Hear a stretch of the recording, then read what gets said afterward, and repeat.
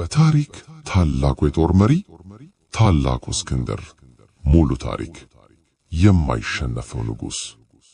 በሰው ልጅ ታሪክ ውስጥ ስማቸው በወርቅ ቀለም ከተጻፈ ጥቂት መሪዎች መካከል እንደዚህኛው ሰው ዓለምን ያስገረመ የለም።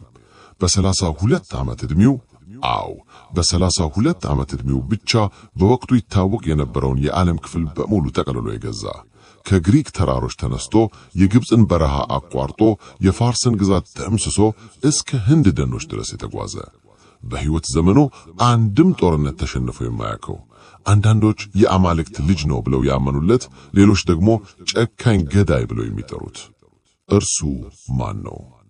እርሱ ታላቁ እስክንድር ወይም አሌክዛንደር ዘግሬት ነው። ዛሬ የዚህን ዓለምን የቀየረው ወጣት ሙሉ ታሪክ እንመለከታለን።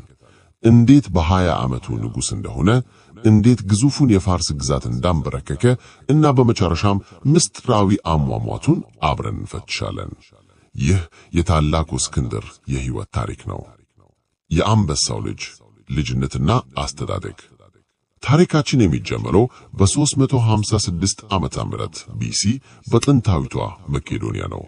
ንጉስ ፊሊፕ ሁለተኛና ሚስቱ ኦሊምፒያ ወንድ ልጅ ወለዱ። ይህ ልጅ እስክንድር ተባለ። አባቱ ፊሊፕ ተራ ንጉስ አልነበረም። የተበታተነችውን መቄዶንያን ወደ አንድ ኃያል የጦር ማሽን የቀየረ ብልህ መሪ ነበር።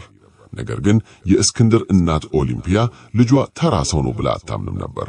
አባትህ ፊሊፕ ሳይሆን የቶርና የመብረቁ አምላክ ዚዩስ ነው እያለች ነበር ያሳደገችው። ይህ አስተሳሰብ እስክንድርን ከልጅነቱ ጀምሮ እኔ ለዓላማ የተፈጠርኩ ነኝ የሚል እምነት እንዲያድርበት አደረገ። ፊሊፕ ለልጁ ምርጡን ነገር ነው የሚፈልገው። ስለዚህ የዓለምን ምርጥ አስተማሪ ቀጠረለት። እርሱም ፈላስፋው አሪስቶትል ነው። እስክንድር በአሪስቶትል እግር ስር ሆኖ ስለ ሳይንስ፣ ስለ ሕክምና እና ስለ ፍልስፍና ተማረ። በተለይ ግን የሆሜርን መጽሐፍ ይወድ ነበር። የግሪኩን ጀግና አኪለስን እንደ ምሳሌ ይከተል ነበር። አንድ ታዋቂ ታሪክ አለ። አንድ ቀን ንጉስ ፊሊፕ ጋር አንድ ነጋዴ ቡሴፋለስ የተባለ ግዙፍ ጥቁር ፈረስ ይዞ መጣ። ፈረሱ እጅግ ከመጥፎቱ የተነሳ ማንም ሊጋለበው ቀርቶ ሊጠጋው አልቻለም። የፊሊፕ ምርጥ ጄኔራሎች ሞክረው ወደቁ። ፊሊፕ ተናዶ ፈረሱን እንዲመልሱ ታዘዘ። በዚህ ጊዜ የ12 ዓመቱ እስክንድር እኔ መግራት እችላለሁ ብሎ ተወራረደ። እስክንድር ፈረሱ የራሱን ጥላ እያየ እንደሚደነብር ተረድቶ ነበር። ቀስ ብሎ ወደ ፈረሱ ተጠጋ፣ ፊቱን ወደ ፀሐይ አዞረለት፣ አረጋጋው፣ ከዚያም ዘለለበት። ሁሉም ደነገጡ። እስክንድር ፈረሱን ጋልቦ ሲመለስ አባቱ ፊሊፕ አለቀሰ። ልጄ ሆይ መቄዶንያ ለአንተ በጣም ጠባብ ናት፣ ስለዚህ በልክህ የምትሆን ግዛት ለራስህ ፈልግ አለው። ይህ ፈረስ ቡሴፋለስ እስክንድርን ለቀጣይ ዓመታት በጦር ሜዳ የሚያገለግለው ታማኝ ጓደኛ ሆነ። ወጣቱ ንጉስ ወደ ስልጣን መምጣት። ነገሮች በፍጥነት ተቀያየሩ። በ336 ዓመተ ምህረት ንጉስ ፊሊፕ በገዛ ተባቂው ተገደለ። መቄዶንያ ቀውስ ውስጥ ገባች። ብዙዎች የወጣቱ 20 ዓመት ልጅ መንግስቱን መምራት አይችልም ብለው አስበው ነበር። የግሪክ ከተሞች ማመስ ጀመሩ። ነገር ግን እስክንድር ጊዜ አልሰጣቸውም። ወዲያውኑ ተቀናቃዮቹ አስወገደ። ያመሱትን ግሪክ ከተሞች በተለይም ቴብስን ድምጥምጣማቸውን አድርፎ ለሌሎች ማስጠንቀቂያ ያደረገ። ግሪክ በሙሉ በእግሩ ስር ወደቀ። አሁን እስክንድር የአባቱን ህልም እውን ለማድረግ ተዘጋጀ። የጥንቱ ጠላታቸው የሆነችውን ኃያሏን ፋርስን መውጋት። በወቅቱ የፋርስ ግዛት ማለት ከአውሮፓ ጫፍ እስከ ህንድ የሚዘለጋ እጅግ ግዙፍና ሀብታም ግዛት ነበር። የፋርስ ንጉስ ዳሪዮስ ሶስተኛ በዓለም ላይ ትልቁ ሰራዊት ነበረው። እስክንድር ግን በ35,000 ወታደሮች ብቻ ተነስቶ ወደ አሲያ ተሻገረ። ይህ አይትና ድመት ጨዋታ ይመስል ነበር። የመጀመሪያው ድል እና ጎርዲያን ኖት። የመጀመሪያው ፍልሚያ የተገረደው በግራኒከስ ወንዝ ላይ ነበር። የፋርስ ገቢዎች እስክንድርን ንቀውት ነበር። ነገር ግን እስክንድር ጦር የተለየ ነበር። ፋላንክስ የተባለ የጦር አሰላለፍ ይተከሙ ነበር። ረጅም ጦር ያዙ ወታደሮች እንደ እሾህ አጥር በመሆን ጠላትን ይገፋሉ።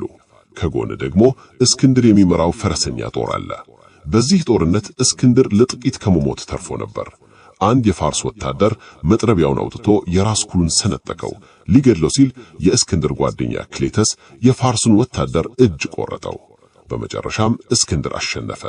ይህ ድል የፋርስን በር በረገደለት። ከዚያም ወደ ከተማዋ ጎርዲየም ሄደ።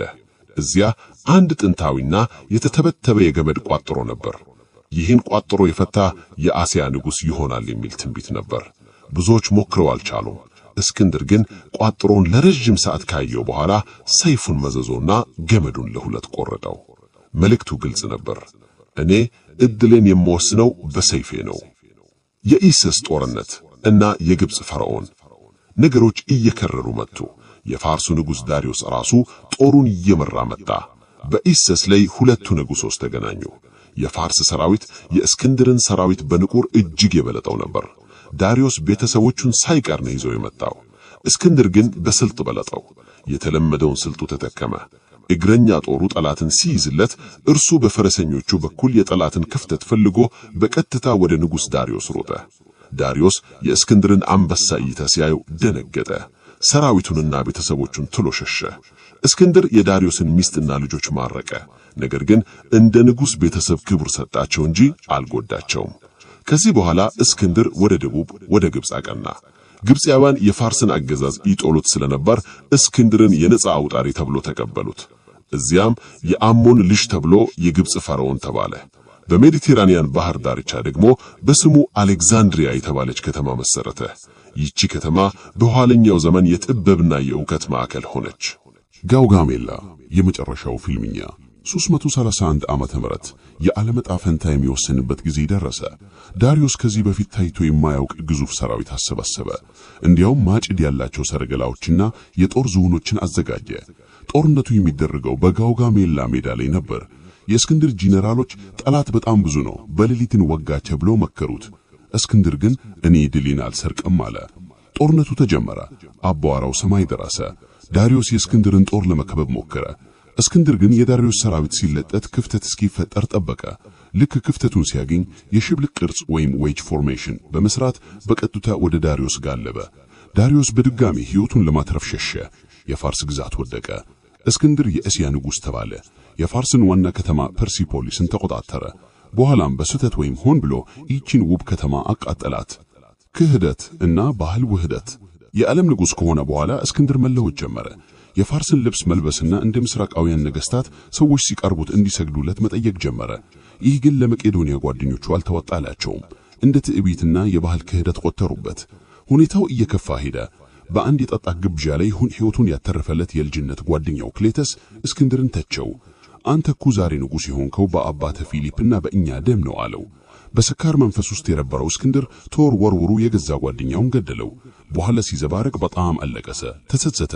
ግን ምን ዋጋ አለው? ስልጣንና አልኮል እስክንድርን የቀየሩት ነበር። ወደ ህንድና የሰራዊቱ እምቢታ። እስክንድር ግን ማረፍ አልፈለገም። የዓለም ዳርቻ መድረስ አለብኝ አለ። ጦሩን ይዞ ወደማይታወቀው ህንድ ገባ። እዚያም ከንጉሥ ፖረስ ጋር ተዋጋ። የፖረስ ሰራዊት ግዙፍ የጦር ዝሆኖች ነበሩት። ፈረሶች ዝሆኖችን ሲያዩ ይደነበሩ ነበር። ጦርነቱ እጅግ ከባድ ነበር። እስክንድር አሸነፈ። ግን የሚወደው ፈረሱ ቡሴፋሎስ በዚህ ጦርነት ተጎድቶ ሞተ። እስክንድር ለፈረሱ መታሰቢያ በዚያው ቦታ ከተማ መሰረተ። ከዚህ በኋላ እስክንድር ወደፊት መሄድ ፈለገ። ነገር ግን ሰራዊቱ ደክሞ ለዓመታት ከቤታቸው ርቀዋል። በዝናብና በበሽታ ተጎድተዋል። ከዚህ በላይ አንሄድም ብለው አሻፈረኝ አሉ። እስክንድር ለመጀመሪያ ጊዜ በገዛ ወታደሮቹ ተሸነፈ። ወደ ኋላ ለመመለስ ተስማሙ። የመመለሻው ጉዞ ግን ቀላል አልነበረም። በጌድሮሻ በረሃ ሲያቋርጡ በውሃ ጥምና በሙቀት ብዙ ወታደሮቹን አጣ። የአማልክት ሞት። እስክንድር ወደ ባቢሎን ተመለሰ። አዲስ ዕቅድ ነበረው፣ አረቢያንን መውረርና አዲስ የንግድ መስበር መክፈት። ነገር ግን በ323 ዓመተ ምህረት በናቡከደነዛር ቤተ መንግሥት ውስጥ ታመመ። አንዳንዶች መረን ተሰጥቶታል ይላሉ፣ ሌሎችም ደግሞ ወባና በመተነዛደር በጥማት ነው የሚሉት። ለ10 ቀናት በከፍተኛ ትኩሳት ተሰቃየ። በመጨረሻ ላይ ድምፁ ሲጠፋ ሲጀምር ጄኔራሎቹ ዙሪያውን ተሰበሰቡ። መንግሥትህን ለማን ታወርሳለህ ብለው ጠየቁት። እርሱም በሹክሹክት ለአሸናፊው ሲል በታች ቢያነፈው መላሽ አለፈው። ይህ መጨረሻው ንግግሩ ነበር። ሰኔ 11 323 ዓመተ ምህረት ገና በ32 ዓመቱ ዓለምን ያስገረመው ታላቁ እስክንድር ሕይወቱ አለፈ። ሌጋሲው ምን ነበር? ከእርሱ ሞት በኋላ ጄኔራሎቹ ስልጣን ለመቀማመጥ ተዋጉ። ግዛቱ ለአራት ተከፈለ። የእስክንድር ቤተሰቦች ሁሉ ተገደሉ። የገነባው ግዛት ፈረሰ። ነገር ግን እስክንድር ትቶት የሄደው ነገር ከግዛት በላይ ነበር። ግሪክን ከፋርስ ምስራቅን ከምዕራብ አቀላቀለ። ይህ ሄሌኒስቲክ ዘመን እንዲፈጠር አደረገ። የግሪክ ቋንቋ፣ ጥበብና ፍልስፍና በዓለም ላይ ተሰራጨ። አሌክሳንድሪያን የመሳሰሉ ከተሞች የሳይንስ ማዕከል ሆኑ። ክርስትና እንኳን ሲሰፋፋ የተጠቀመው እርሱ ያሰፋፋው የግሪክ ቋንቋ ነበር። ታላቁ እስክንድር ለአንዳንዶች ጨርቃን ወራሪ፣ ለሌሎችም ደግሞ ስልጣናን ያሰፋፋ ጀግና። አንድ ነገር ግን እርግጠኛ ነው፣ የሰው ልጅ ፍላጎት ወሰን እንደሌለውና ታላቅነት ዋጋ እንደሚያስከፍል ነው። የዛሬውን ቪዲዮ ከወደዳችሁት ላይክ ማድረግ እንዳትረሱ። ስለማን ታሪክ እንድንሰራላችሁ ትፈልጋላችሁ? ኮሜንት ላይ ጻፉልን። ለቻናላችን አዲስ ከሆኑ ሰብስክራይብ በማድረግ ቤተሰብ ይሁኑ። በቀጣይ ቪዲዮ እስክንገናኝ ቸርን ሰንበት።